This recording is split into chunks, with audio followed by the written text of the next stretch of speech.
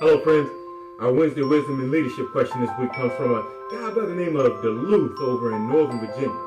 Now, me and Duluth, we were recently talking when he looks over and he says, Ernie, I was recently elected the president of a small Toastmasters club out in Arlington. And then he said, for the last several years, our club has been struggling to attract new members.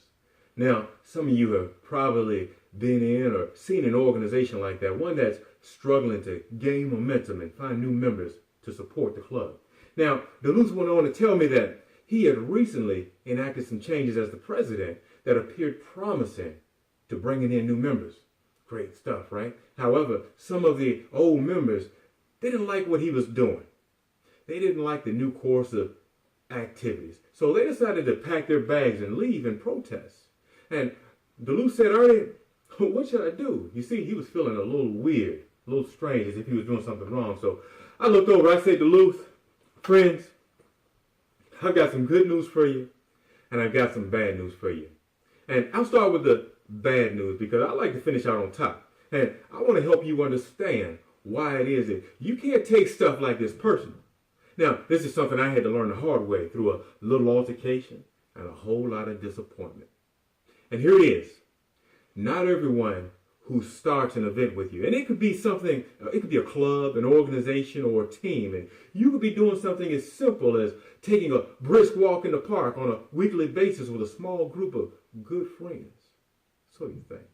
Or you could be trying to find the right people to support your next big venture. However, not everyone who starts the event with you will stay around long enough to actually finish with you. And you just can't get upset when they finally muster up the courage to come over and tell you that they just don't want to go along with you. Because they don't want to go where it is you're going. You see, I understand this because I spent 23 years in the world's finest naval construction force, and we stayed on the go. And we traveled the globe in support of military construction, humanitarian aid, and disaster recovery projects. And it was an amazing job. It was a great job that required everyone to be in top-notch physical condition. Right? So about 3 or 4 times a week, all the folks in the unit would gather together, and we'd go for long 2, 3, 4, 10-mile runs sometimes. And we'd sing songs and we'd clap as we ran. And in one of my favorite songs, we'd all say, we started together. We're going to finish together.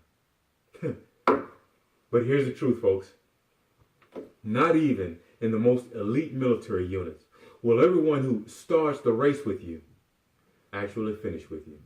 And the first time they actually muster up the courage to come over and tell you that they no longer want to go along with you, it's going to crush you. They're going to have you feeling and thinking that you did something wrong. You see, I know it crushed me, and I was all emotional when one of my best guys came over and he said, Chief, I'm done. I quit. My heart dropped.